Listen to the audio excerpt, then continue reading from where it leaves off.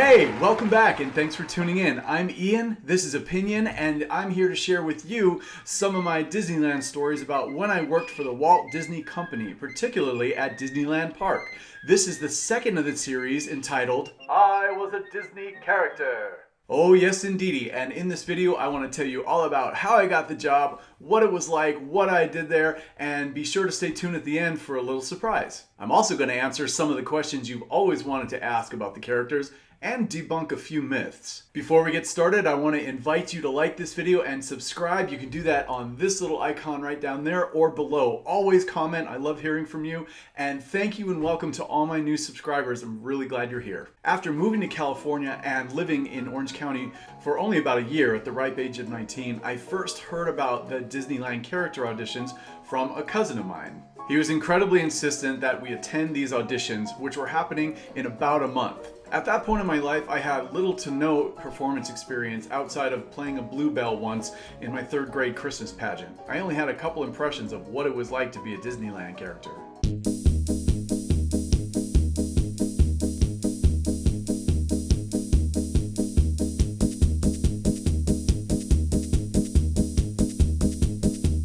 So the idea of not only performing in front of other people, but of doing it in a big silly costume kind of terrified me. But after a little pressure from my cousin, we made a pact that we were going to do these auditions no matter what the outcome was. And for the following 3+ weeks, if anyone had actually witnessed me practicing Disney animated characters by watching the VHS clamshell editions of all the animated classics, I probably would have been locked up. And when the morning for the audition arrived, my cousin canceled about 20 minutes before they started, meaning I was going to go it alone. And that I did. The auditions took place over 2 days, and there were probably close to 300 people there of all shapes and sizes. So what did we do in the audition anyway? You name it, we did it. Danced to different styles of music. Got asked questions by a panel of people that we had to mime the answers to. Got put in improv scenarios with other characters that we have to act out silently. Because of the number of people attending the first day's audition, it was rare that we got in the entire costume. Mostly we would put on the hands and the head of the character. At the end of the first day, which took a good 4 hours, they read off a list of names. If your name was on the list, you were coming back on the second day. I was shocked to hear my name called out, which means I made the cut. The next day took just as long with far less people and was much more rigorous. We did a lot of dancing again. We had to act out scenarios that were presented to us by the panel, and this time we were in full costume.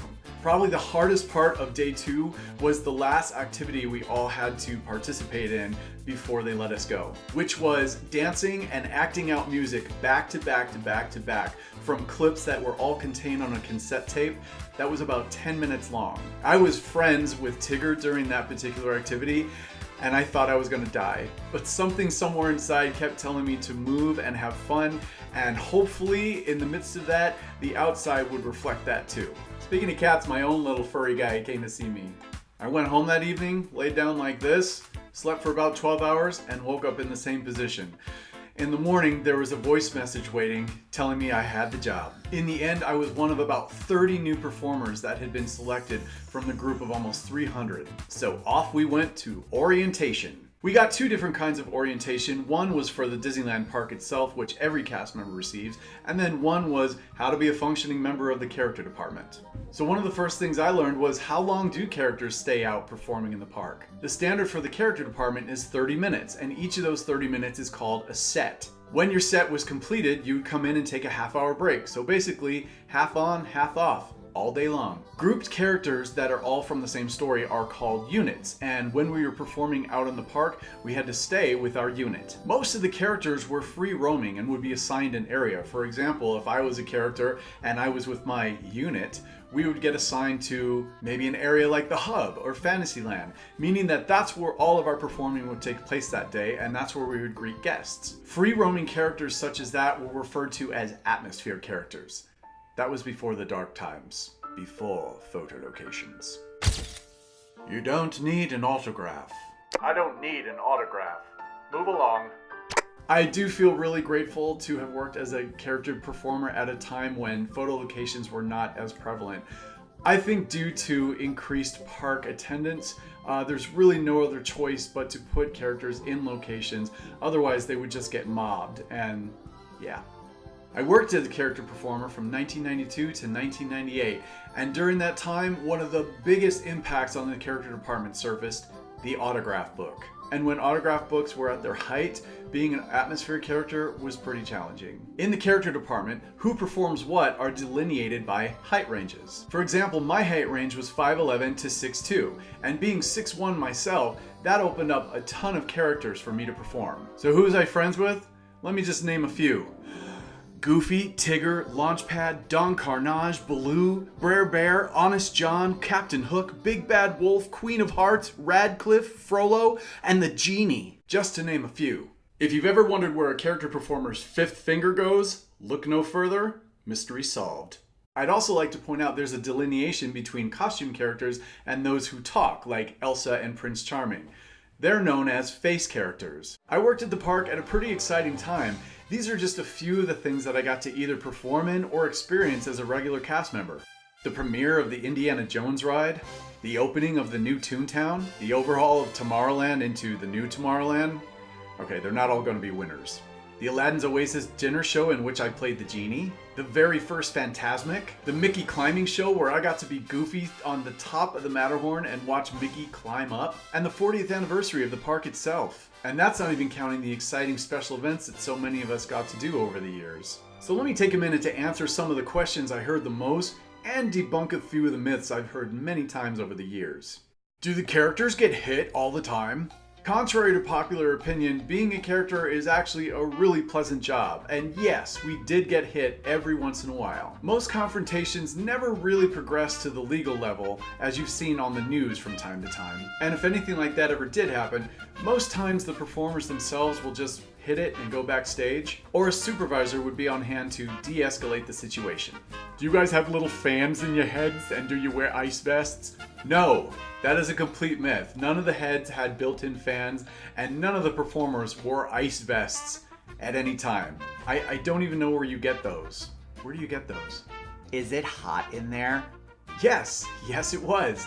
But it really depends on the character that you're playing. Some characters' costumes are actually very light and breathe a lot. In other costumes, you're covered with 3 inches of fur from head to toe. And it's your own little personal version of hell. If you've ever been to the park on a hot summer day and maybe the characters have crossed your mind, you thought, what do they do when it's like this? Well, they do have a thing called a heat schedule, which works in 5-minute increments. At 90 degrees, take 5 minutes off your set. At 95, take another 5, and at 100, take another 5. And by the way, if you're ever in the park and feel like asking a character that in front of other guests, please don't. Think about the kids. How come you guys can't talk? Well, there's a simple answer for that. Namely that Disney has very high standards for what they present in the park. The characters are iconic and their voices are known world over. And there are actors and actresses who've been hired professionally by the Walt Disney Company to give voice to these characters. To cut right to the chase, if little Jimmy or Susie come to the park, meet Goofy, and the person performing Goofy starts to talk like them and sounds nothing like them, it'll totally ruin it for little Jimmy and Susie. Well, then how come face characters can talk? Well, because they've gone through a rigorous audition process and have been hand-selected to portray those characters. Did you wear special underwear underneath? Well, not exactly, but the character department does have standard issue PE style clothes that performers get at the beginning of their shift. These consist of polyester shorts, plain cotton t-shirts, and socks, and they're affectionately referred to as Zoo Crew. What are the characters like never allowed to do? Well, aside from the basics, one of which I mentioned, which was talking, another would obviously be retaliating against guests, and don't go on a ride without permission. Any one of those 3 could easily get you suspended or taken off the payroll. What were your favorite characters? My personal favorites were Goofy, Launchpad, and the Genie. So much fun. Did you ever meet any celebrities? Yes, I did, and here's just a few.